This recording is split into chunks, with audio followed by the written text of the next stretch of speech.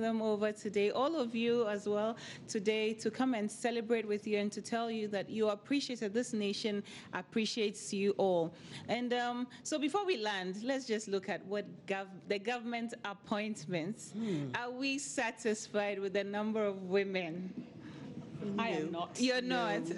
Well, actually, bear in mind that the full list is not out yet. We have the deputy ministers to come, so it may be a premature judgment, but we still should judge so far, isn't it? Yes. So far, what's your take, Amma? I think we're far from having enough women in government.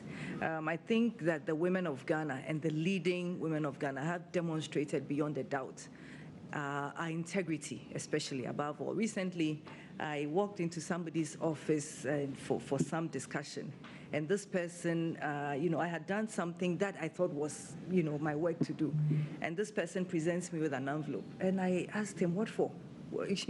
And he says to me that, I'll ask for you women. So I think that beyond a doubt, we've demonstrated that we can do our work, we can do it well, with integrity, love of country. So I think that we need more women in leadership, and I would like to see the day where we actually have a female president in the chair. So, well, that'll be the day. That will be the day. Coming soon. Actually yes. Just to Amma has summed it up. Yes, some women have been appointed so far. I think that there is more room for improvement, because if we are all talking about the women empowerment, more women in leadership, more women in government, we do need to also demonstrate that women can do it. Because like I said earlier on, sometimes it's not about picking the mic or sitting on TV or radio telling women that women can do it, women can do it. It's just a theory that, they've heard. Yeah, they've heard. But when they see a woman doing it, the woman doesn't even need to say a word, but they will know for a fact that a woman can do it. So let's give more women more opportunity, and then by that we do the education. Charlotte, quickly. The science is clear. Businesses do better when there are more women involved at the top. Countries do better when there are more women involved. Rwanda is a fantastic example. Ghana, we're embarrassed as women. Governments can and should do more. We need more women appointed. There is something that women bring to that table. These are the same people who have nurtured these men who think they can do it. These are the same people who made sacrifices so that these men can be at the table. It is time to give the women the opportunity.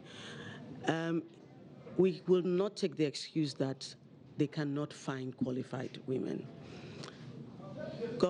When people are seeking votes, they manage to find qualified women to vote for them. And so if you can find qualified women to vote you into office, you can find qualified women to appoint. It is time that we move this nation forward. We cannot make significant progress, the kind of progress we need to see, if we do not have more women appointed. I think it's time for us to stop the excuses. It is time that we include women in the public space and in helping move this nation forward. Thank you. Mona? I agree with all that my sisters have said. I just want to add that even as we put women into the very top in policy areas, we should, Ghana in particular, start to put women as chief executives into the lower levels. So I'm talking about the state-owned enterprises and so forth, and we will be surprised at the change that we'll see. We should start seeing women at heads of institutional levels, and we'll see wonderful positive change. I want to see a woman at SNIT. I want to see a woman at State Housing. You want to see women leading those institutions, because those institutions make the profit and the revenue for this nation, and women are good revenue makers. And as we've learned today, when women are at the helm, the profit is more. We want to see a woman at the Ghana Revenue Authority heading that institution. Yes, we manage resources better. Oh, obviously. We shop a lot. So we get the economy going. Thank you so much. You've been all wonderful.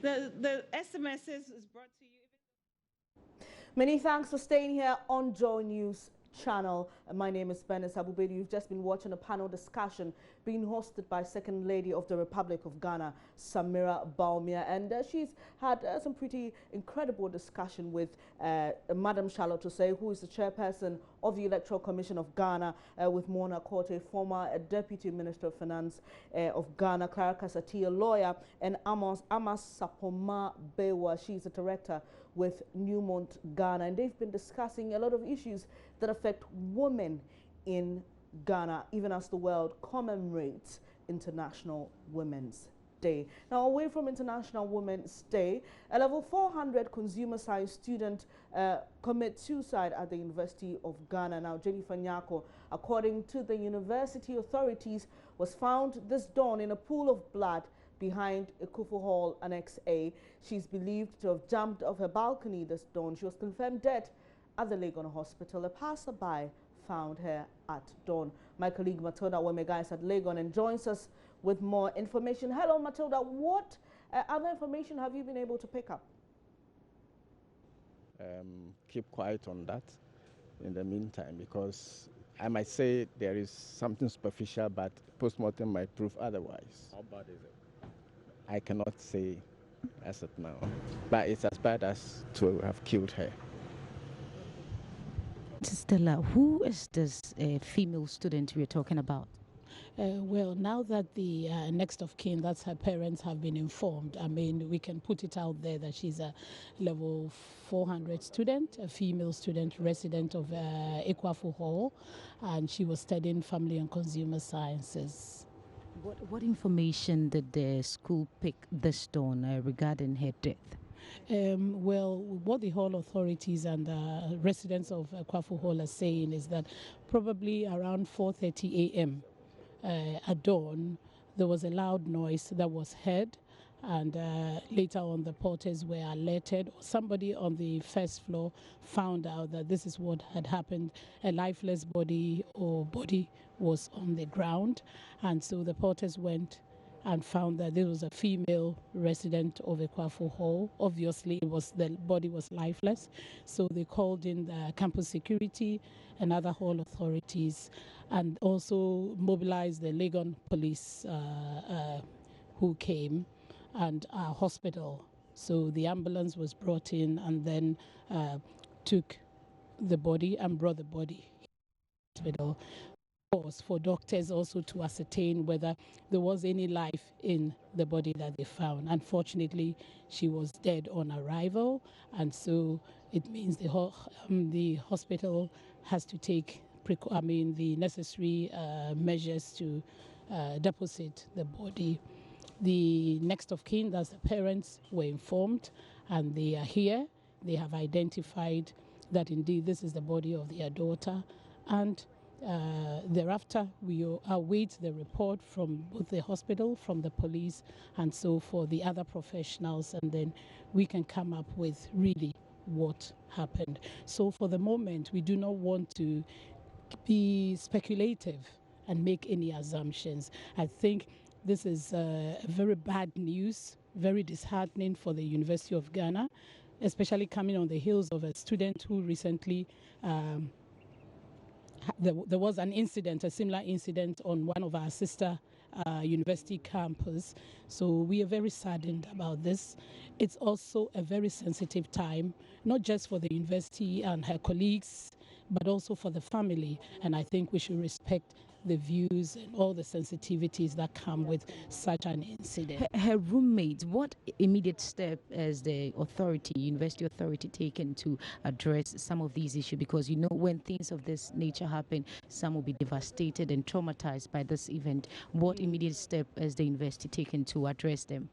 Obviously, if you have resided with a friend and this is what happens, you will be shaken. I'm not sure they can even attend lectures, but we have a careers and counseling center, and the center will deal with the counseling issues. We also have offered counseling to the parents and other family members of our student, and I think they will go through various sessions to ensure that the little help that we can give by way of our professional counselors will do so. So that is what we intend doing, and we've already started. Okay. Okay, so at the moment, they have been moved to a different hall, I must. Well, I can't say, but it will form part of the counseling sessions that they will have. If it is okay for them to be moved, because it didn't happen in the room, so obviously there's nothing, of course, but it will depend on what the counselors will say. But no one saw her jump off the balcony. At such a time, I'm sure it was pretty dark. It was still dark, and we do not have any report, so we cannot tell that somebody followed her or anything. It will be difficult to say that this is exactly the process that this incident took. Okay, sure. Thanks a lot. That was my colleague Matoda Wemega speaking to Dr. Christian Amenuve, Director of the University of Ghana Health Service. That was earlier, and just gone by, she was speaking to Stella Amoa, Head of Public Affairs at the University of Ghana. I must say they haven't explicitly stated if this was suicide or not, and as they mentioned, they're continuing with investigations. Your Joy News channel will be following this issue keenly and bring you up to speed with any information we get. Let's go back to International Women's Day. Happy International Women's Day once again to all the women of Ghana. This year's theme is Be Bold for Change, which calls on everyone to help forge a better working environment which will eventually contribute to a gender-inclusive world. Joining us in studios, Lily Mensah and Dr. Grace Jima Boateng of Curious Minds Ghana. Curious Minds is a youth-centered development organization that seeks to make sure all children and youth are well informed and are able to participate in decision-making to meaningfully impact their lives and the lives of others. Lily and Grace, you're welcome to News Desk. Thank you. And happy International Women's Day to you. Thank you. First, let's talk about Curious Minds. So you've been running for some years now. What are some of the women-related issues that you often meet in your day-to-day activities? So Curious Minds actually, as you rightly said, is a child/youth rights advocacy group, and that's how it started. But then at a point, we inculcated issues of women's rights and women's development in our work. So basically, it spans across women empowerment. And you agree with me that when it comes to empowerment, it has to start from education. So there are lots of programs we have in place where we go, especially to basic schools, senior high schools, to educate the young women about their rights and responsibilities. We have specific programs that spans across the country. Now we have a program in the 3 northern regions as well, with focus on HIV and AIDS. So in terms of empowerment for Curious Minds, one starts from education and also advocacy. We do advocacy through our radio programs as well. So we have radio programs where we have young people themselves discussing issues affecting them. So, and we see the radio and the media as a powerful tool when it comes to any advocacy initiative. We also have specific links with the ministry as well. So on special days like this, we come together and organize specific programs to create awareness.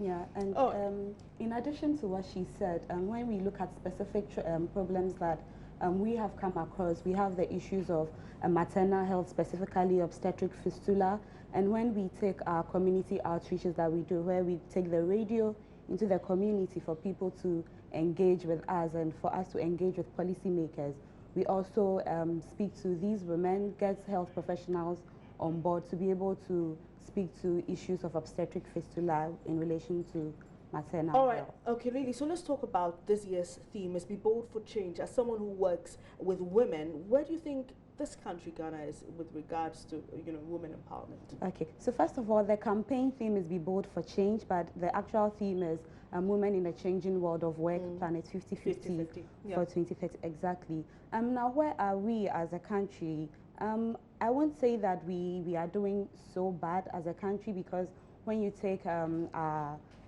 Chief Justice and our Electoral Commissioner and other women who have taken up leadership positions in the country, it is good. The fact that we also have other past governments and current governments giving women quota to be on the decision-making body when it comes to parliament, it's also good. But for us, that is not enough. And this day is for us to look at how far we have come as a country, what worked well, what didn't work well, how can we empower women. And when we talk about empowerment, we are looking at skills development. We are looking at giving them the right information to be able to make decisions that would affect them. Because although women are also caregivers, just like you are doing now, you are also in a professional environment, and you would also need to be able to speak to other people so they also learn from you. So it's a whole dicey situation. We have a long way to go, but it's not a bad cause. All right, Dr. Grace, before you come in, let me just ask, there's been a lot of talk about child marriage, and she mentioned fistula. You know, what other issues do you come across when you're dealing with these issues, and have you even done any work on child marriage at all? So as I mentioned, that Curious Minds really evolved as a child rights advocacy group before we came into women's rights and their responsibilities as well. In terms of child marriage, there's a lot of work that Curious Minds has done. We even have a member of Curious Minds who is working directly with the Ministry of Gender. We have created a lot of awareness. We've also done projects with UNICEF as well. We say that child marriage of any form, however it comes, is bad. Already marriage is a whole complex thing that adults are not even some adults can handle exactly. It well. It's so stressful for them. So why do you want to put a child? And as per our constitution, the Ghanaian constitution, a child is anyone below 18 years. So when we are talking about child marriage, we are talking about letting someone below the age of 18 years enter into marriage. And see, it comes with a whole lot of problems. Let's look at the child's education.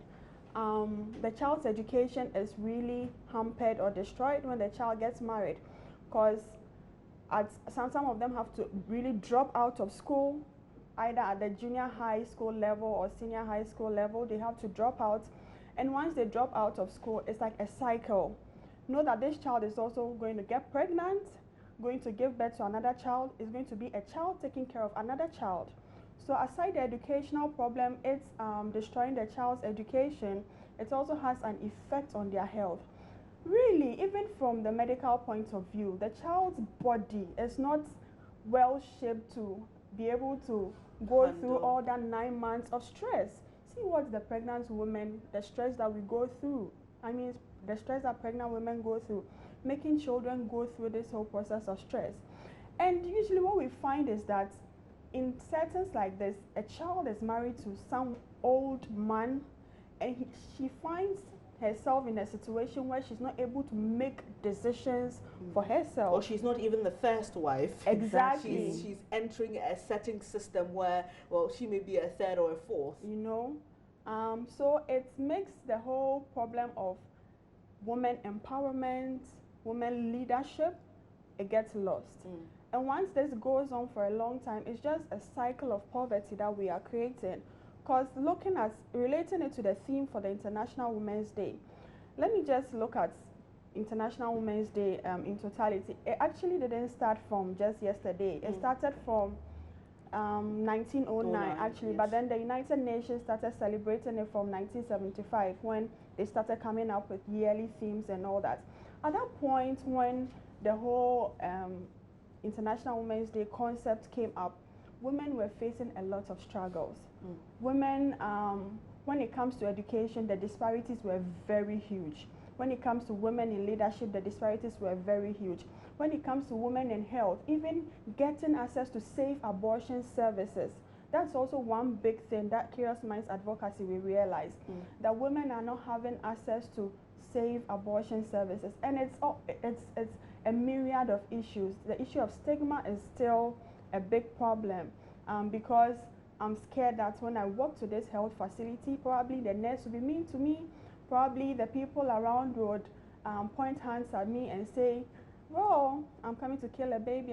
So the whole stigma about access to safe abortion services. And so you think we haven't done well as a country? Or we haven't done too well? What's your rating? In terms of safe abortion services? No, in terms of giving women the opportunity to stand on their own in this country, empowering women, giving them the opportunity to be bold. Exactly. As Lily said, I wouldn't say we've not done well. As I said, we've come from somewhere. It's a process, it's a journey.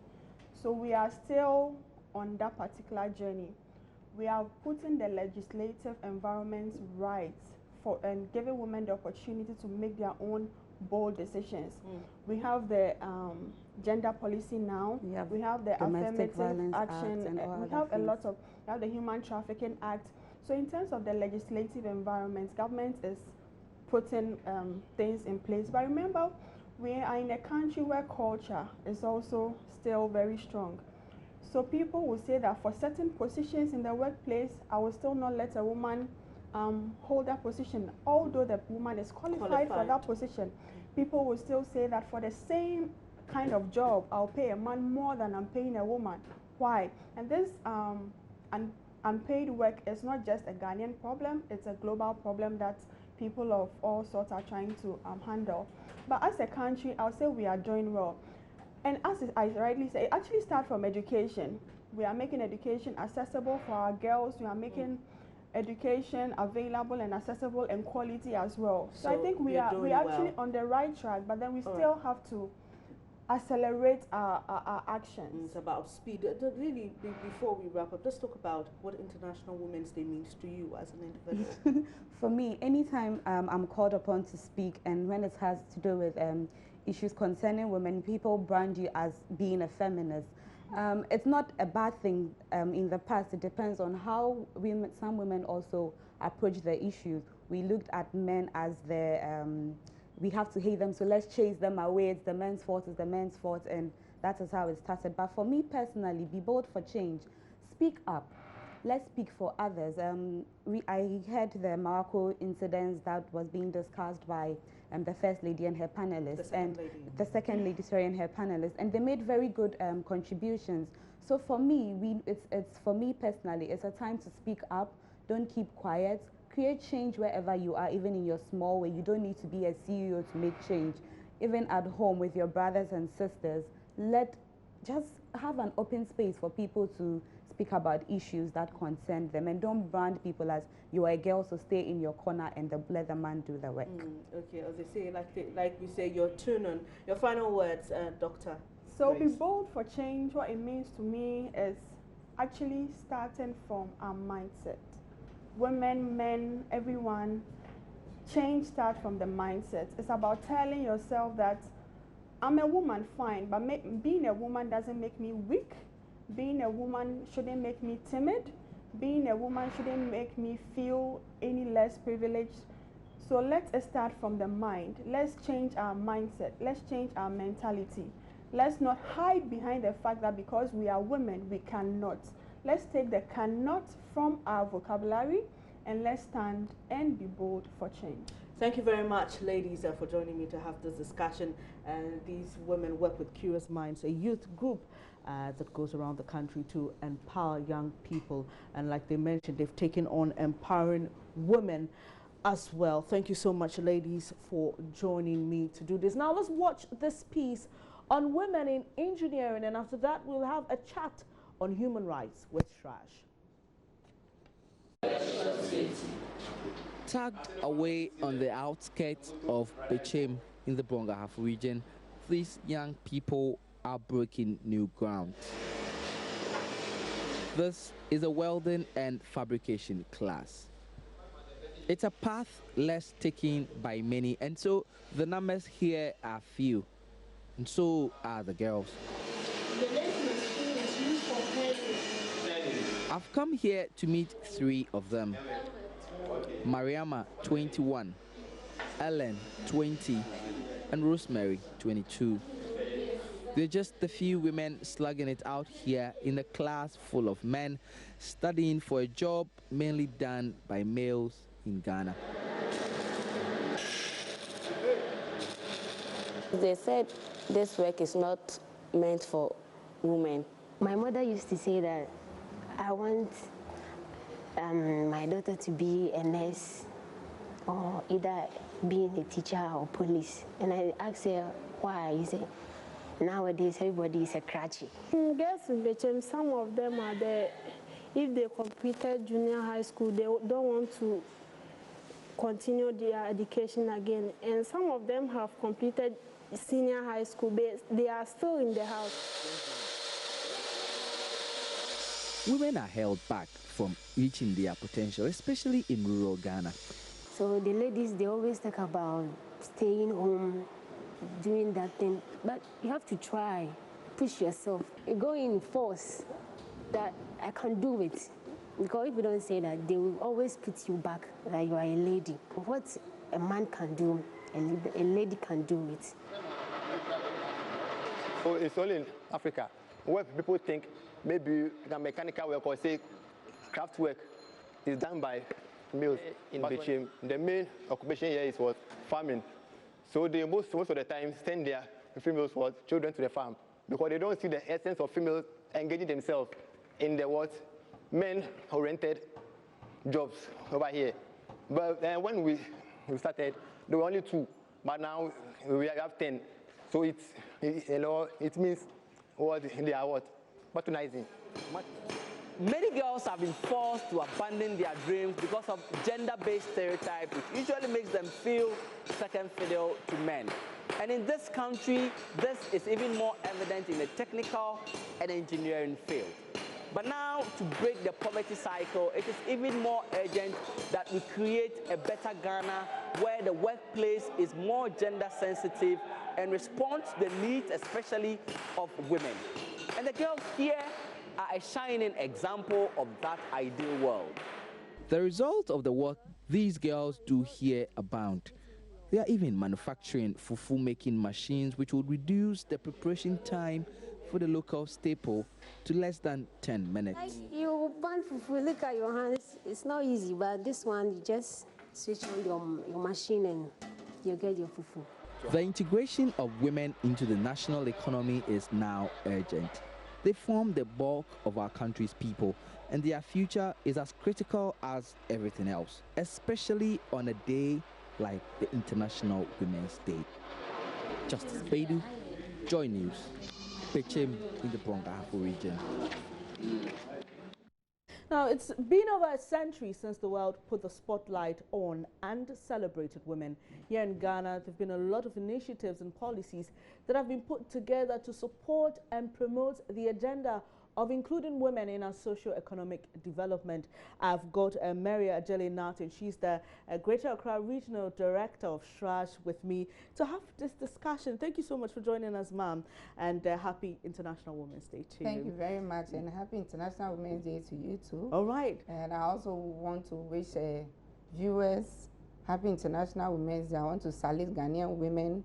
We are for them, and we cherish them, we respect them, and we love them. All right, that's a great one. This great way to start. Now, and let's talk about the Ghanaian woman. Do you think that we are bold enough for the desired change that we are all talking about? For example, today on radio and TV, on social media, everyone is talking about why we need change, where we need to change things as a country. But do you think that we are bold enough as women in this country? Yes, I must say Ghanaian women are bold enough. However, there are a few things that we need to do in order to get to the level that we envisage Ghanaian women to be.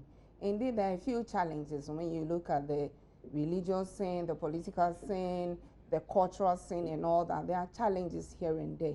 But what we need, in fact, we also need institutional interventions. We need the state and even individual women and civil society to help the Ghanaian women reach that attainable change that we are advocating. Yes, change is necessary. We're looking at change on the educational level. We're looking at change in leadership, change in the economic scene, helping women acquire the necessary skills and knowledge that they need in order to reach the height in which they must be. So we're saying change is possible.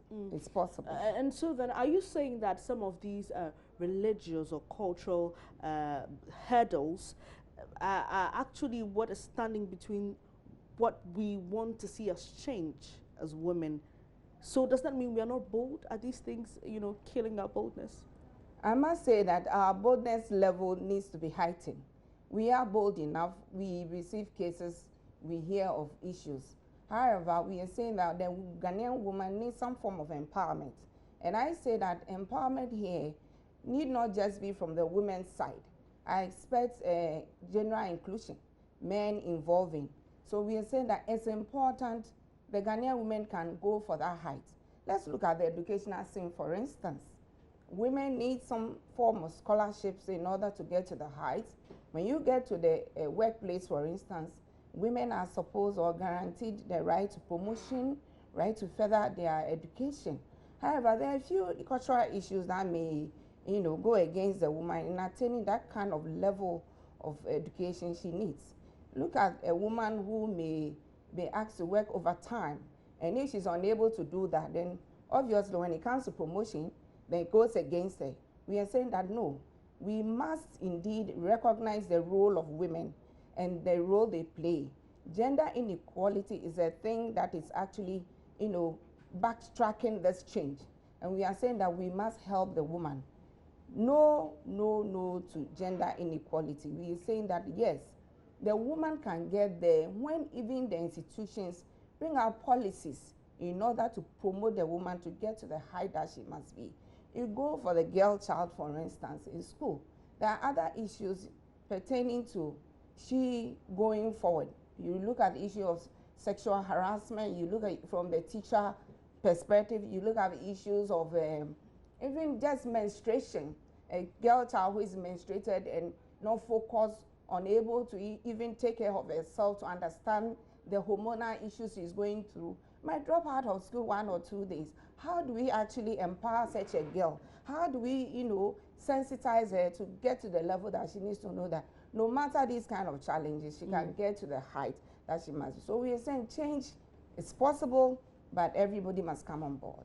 Your statement on a girl child, having to fall out of school because of menstruation and probably getting punished in school for it, brings me to my next question. How do you think women should deal with some of these discriminations that come just because we are women and we can't help it?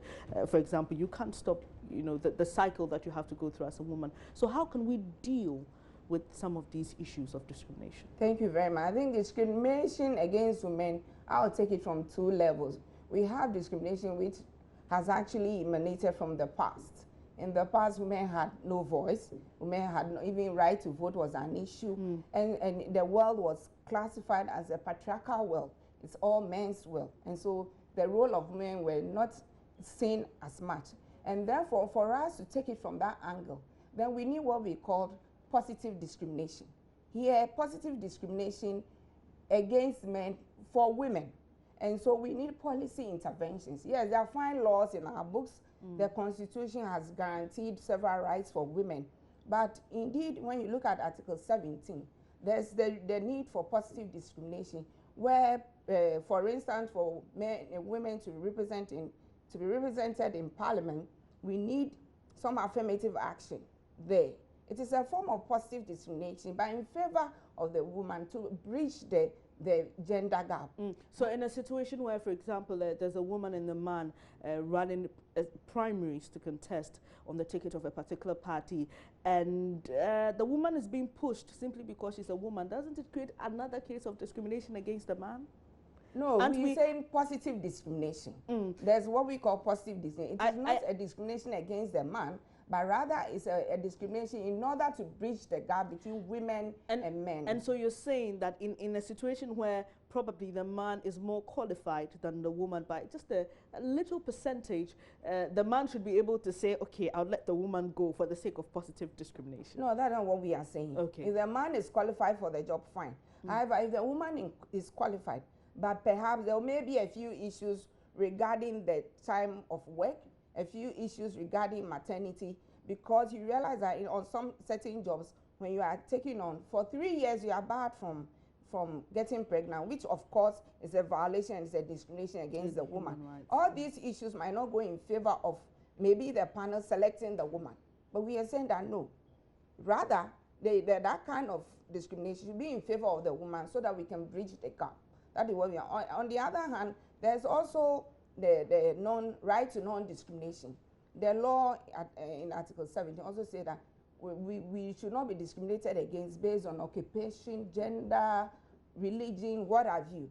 However, we see women being discriminated against. And for that one, for women to actually bridge that gap of non-discrimination, first of all, we need women themselves to stand up for their rights. It's very important. When you are discriminated against based on your human rights, it's important that you report. Even at the cost of your marriage, or even at the cost of society turning against you. You know, some of these things probably stand in the way of women being bold. So what are we doing to address those, you know, like you mentioned, cultural, religious hurdles that affect women? Because you can imagine a woman being scolded for coming to report her husband.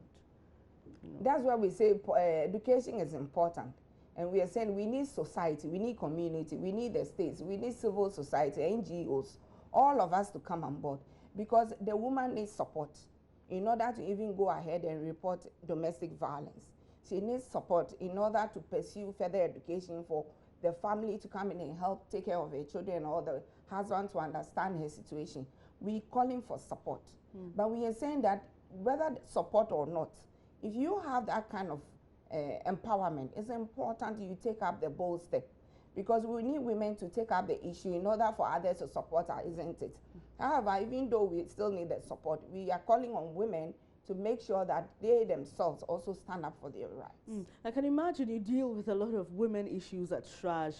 Can you share a few examples, for example, like outstanding issues that you've dealt with, or the prominent cases that come to your office? And thank you very much. When it comes to discrimination against women, the Commission on Human Rights has investigated issues on the sexual harassment. And when it comes to that, we call on women to be bold. I think I've heard several people talk about sexual harassment during interview on the job. However, we all keep it to ourselves. Yes, some people will say that, oh, the evidence is the other, you need evidence. But we are saying that you don't just need hard evidence. Circumstantial evidence can also help. A colleague of yours who was around when your boss was touching your, private parts or certain areas you did not like, it's a person there to come and support you to say that indeed I wasn't there when this happened. So you don't just need hard evidence in order to come and report sexual harassment cases. The commission also looks at cases of, at the inception of the commission, we help to eradicate trococy, which is a discrimination against women, because our constitution says that what? You have the right to liberty, you should not be held in servitude or in slavery. But a lot of women, based on culture, are held in various shrines just to appease for the offenses of their loved ones. So apart from sexual harassment and trococy you've mentioned in a culture, what are some of the prominent issues that you deal with, women related?